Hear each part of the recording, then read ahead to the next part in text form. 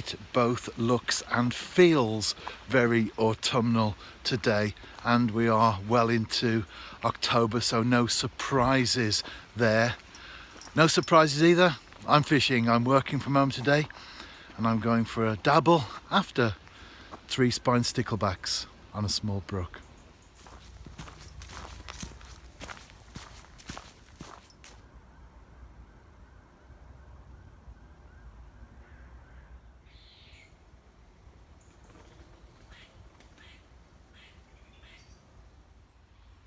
I will run through the tackle in the accompanying blog entry on my site, but mini rod and reel, a shot and a single maggot on a size 18 hook. I have fished this brook before, so I know there are fish in here, sticklebacks. It's my target for today. It's quite difficult to get your bait in the water because it's so overgrown, even though we're now into the time of the year when the vegetation starts to drop back. Nevertheless, it's a very, very tight spot that I'm in, and that's unusual because the bait has gone in. It's on the bed of the brook. I can see it there. One little stickleback went out and then immediately turned round back into cover. Normally I get loads of them and they're on the bait straight away. I'm sure they'll come in. Yes, indeed they are. I'll be back shortly with a fish.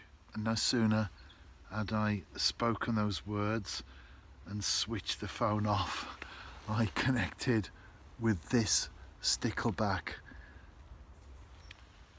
The hook has actually taken cleanly. Sometimes they just hang on and you lift them out that quickly that you manage to bank them. However, they will take the hook, and that's always a nice way to connect with them, as long as you don't allow them to take the bait down further. That's the last thing that you want. I do have a disgorger, a very, very fine one, but don't want to be using that on these fish. I want to get them out and get them back in the same condition that they were before I arrived.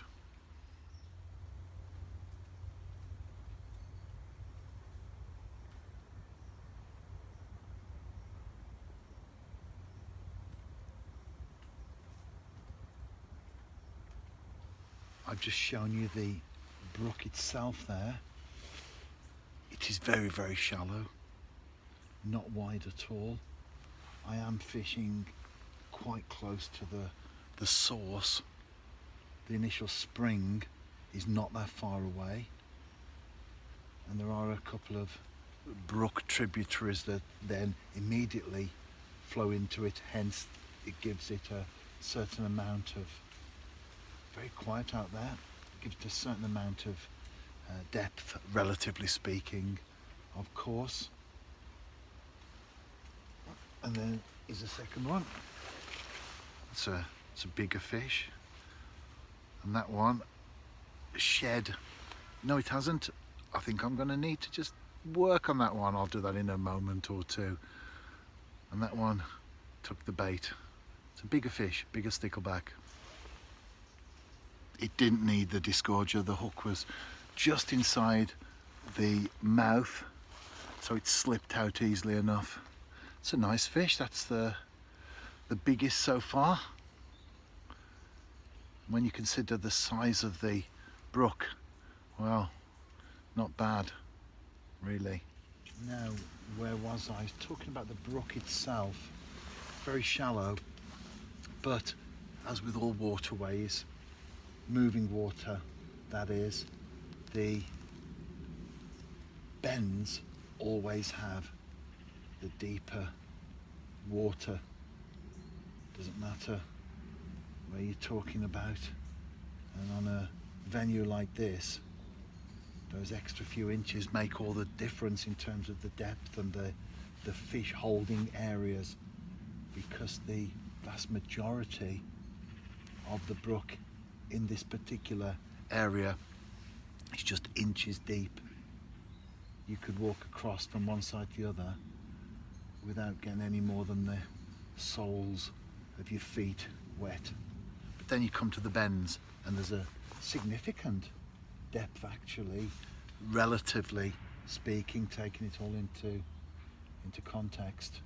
I must have a foot out there, which isn't much water normally, but oh, and that was a tiny one. It's about that big. Lift it from the water and it dropped off. But that depth of water is enough to harbour a colony of sticklebacks, a breeding colony as well, which is always great to see, isn't it? These are the sort of venues, however, that are very susceptible to pollution. It is farmland, and so there's another one there. It is farmland, so obviously there's a danger there of stuff running into the water, and there's a village or a housing estate nearby, and of course there can always be issues there. People still throw things down the drain that they shouldn't. If that gets into here, you know, chemicals, oil, it would wipe out the fish. Nature, unfortunately, depends very much on man, and I say unfortunately because we don't always do the right thing, do we? But apart from that, looking at it as it is now, it's a very, very healthy waterway. And the fish are out there today, not as active as they normally are, but as we know, that's angling for you anyway, isn't it?